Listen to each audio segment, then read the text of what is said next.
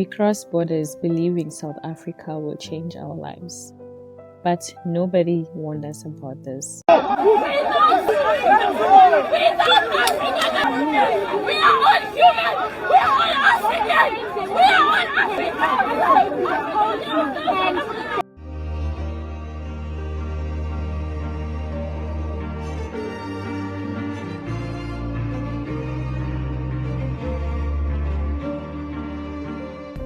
Guys,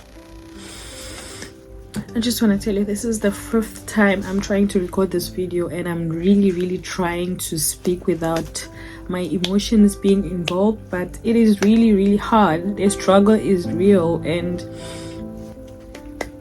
just foreigners living in South Africa, we also have lives, we also have our country, but the reason for us being here and being stuck here, it's because our country has war that has been going on for decades and it has no end. And it's not easy being in a country where you are being bullied. I can say South Africa is bullying refugees. It is bullying foreigners living in South Africa, not knowing the situation we come from, not knowing the background stories of people that are here. Do you think living without any rights is okay for anybody? No, it is not. And people need to speak out about these issues, and people need to address it, and people need to dig deeper. People need to know humanity. There is a way of doing things without violence. It is not about violence. It's humanity. Can we just put humanity first?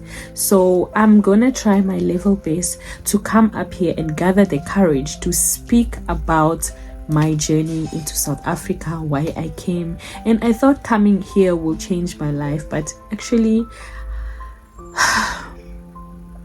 yeah. Welcome to my channel, guys. Today I want to tell you a journey about why I left my country, coming into South Africa and believing that my life will change. Sometimes, guys, it's not just about leaving. Okay, yes, South African people have every right to kick refugees out of their country because obviously we are overpopulating the nation. But there is a right. There are some ways where you can do this. You know, you cannot just kick people out on the streets like dogs. You cannot just say, okay, even a landlord follows a proper procedure when chasing a tenant out of their house. Let's say, for instance, this person is not paying rent or has been in the streets, like has been misusing your property or is not handling your property properly. What do? You follow procedure. Otherwise, you're going to get arrested. But what is funny is the tenant is given time to vacate the premise. They cannot just say you must go out now or give you 1 month notice. No, it doesn't work out that way, because you have made yourself comfortable in a home, that in a place where you call home. You don't have anywhere to go. You don't even know if you are kicked out of this house today, you're going to end up in the streets. That is the reason why a tenant or a landlord, gives their tenant at least 3 months or some time for you to prepare yourself, find yourself a new home and move out, right? But now, what is happening in South Africa is they just come and say all foreigners must go. And it's not only illegal immigrants as they claim. They are chasing out innocent people who are well documented. They have rights to work, study, and integrate with the community. So it doesn't make sense when you just come today and say, Abahambe, they must all go. These people, someone like me, I have spent all my life in South Africa. I came at a very young age. All I know is South Africa. I now have 3 children or 4 children that I have given birth here. We call this place home. You cannot just come and knock on my door and say, hey you, when are you going back to your country? Do you know what is happening in Congo? There is Ebola outbreak. There is war that keeps on going on and on that no one knows even if we will ever be liberated from. So it's not that easy, guys. It's not that easy for you to just up and leave. Voluntary repatriation happens, yes. They pay for your transport, for your children, but where are you going? How are you just going to go start your life from scratch with nothing?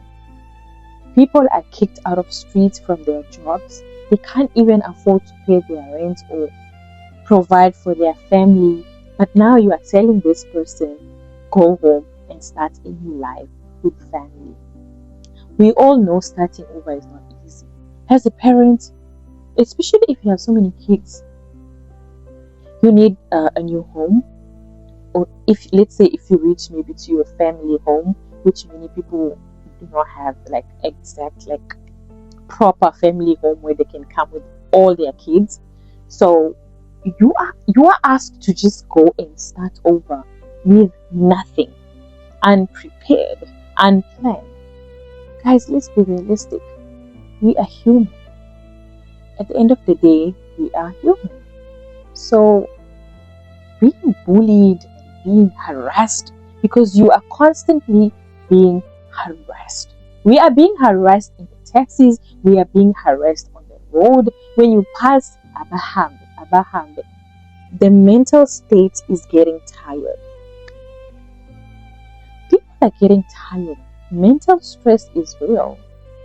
Just recently, a few weeks ago, a Congolese woman passed away in home affairs due to. Today, I decided to share my story with the world because I believe that there are so many foreigners in this country that have similar stories and they just don't know how to speak out, or they don't know what to say, or they don't know how to tell their story, or it's just the reality of so many foreigners that came at a young age in this country. We brought up by our parents and not knowing the reality as adults. Now, why did I leave my country? I know many people will have that question in their mind. Many people will have that question to ask, why did you leave your country and why did you come to South Africa specifically, jumping all the other countries, and you chose to be in South Africa?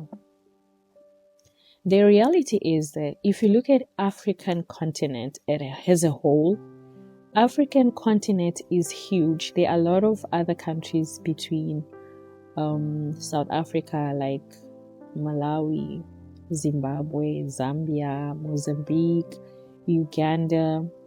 All those countries are here in South Africa, majority of them. And the reason why is because South Africa is believed to be a bigger country in Africa, I can say. According to my own understanding as an adult living in South Africa, South Africa is somehow considered to be many other African countries can come into and do the trades and do businesses, and some of foreigners actually come for greener pasture. So the reason why I'm doing this video today is not to talk about other African countries. I am doing this video today to talk about my journey into South Africa. And today I want to talk about my journey, how I left my country, or why did I leave my country. So I came to South Africa when I was very little. I was very young.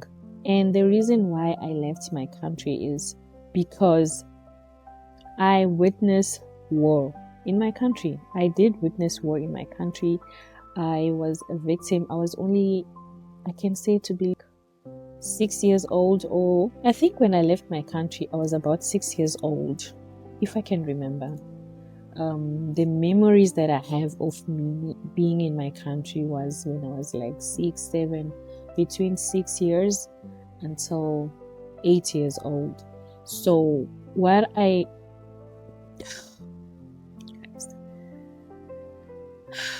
talking about this is really getting me emotional because of the past I've been through, I can say. And today I just decided that I want to speak about this matter, because if I don't speak about my story, or if I don't speak about my past, nobody is going to do it for me. My childhood was not as smooth as many people might have. I know we all have our childhood memories. I know many people have childhood memories, but a childhood memory that I can remember, I once had a beautiful memory of being in a beautiful house with my parents, my grandparents, my uncles and aunts. But then things changed. Things changed because we all have our childhood memories. But growing up in a childhood that has trauma, I came from a childhood that has trauma of conflicts of war.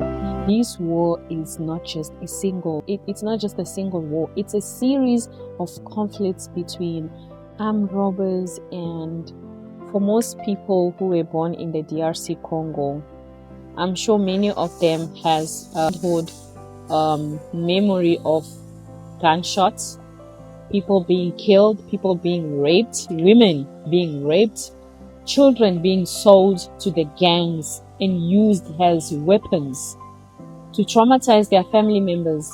It is not as easy as that.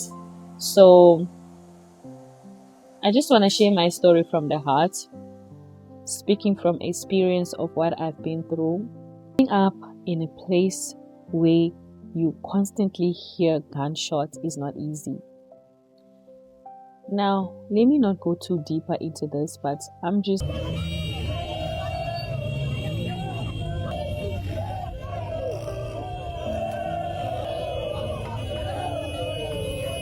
leaving my country was not a choice. It was for survival. We had to leave Southeast DRC Congo to come in South Africa, and the journey was not as easy as talking about this has not been easy for me. I don't know how many times I've been trying to record this, but every time I press my camera on record, I'm having flashbacks, I'm having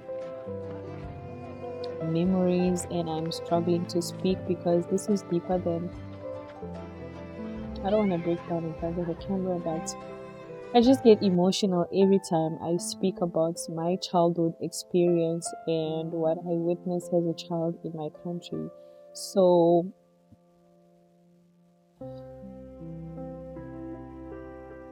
my childhood has been full of trauma, full of uncertainty, full of not even understanding what is happening, but despite all that, did not change who I am. Niko naenda kulala kwa lumia. Kuikala mesiko naweza ikala. Nilikuwa kana nataka kukanisa wakitambanga tukiwa hapa tukikatala ndio tukikimbia wakitukimbia wakitubania msoko wakitubeba mpori mtoto wakula kara wakamkata mkono na wakanifaa vya mbaya. Alikuwa kana mandevu na shapo ya nani ya ruji. Kana kisu na ile beshe.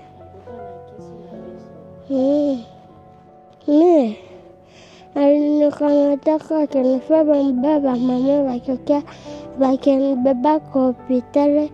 Kisha wakasema wanibeba kwa Afrika. Wakanibeba kwa Afrika wakanipatia dawa.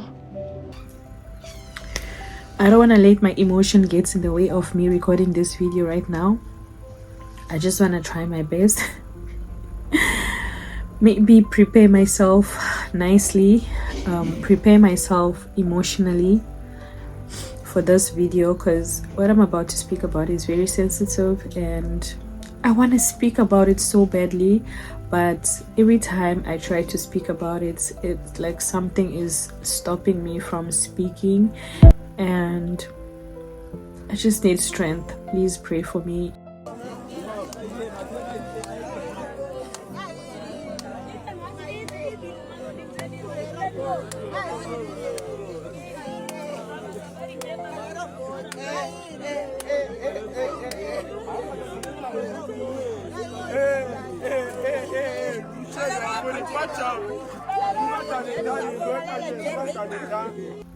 Thank you guys for watching. Please don't forget to subscribe, like, share, and comment. And I hope to see you in my next video where I am mentally and physically and emotionally prepared to speak about this journey.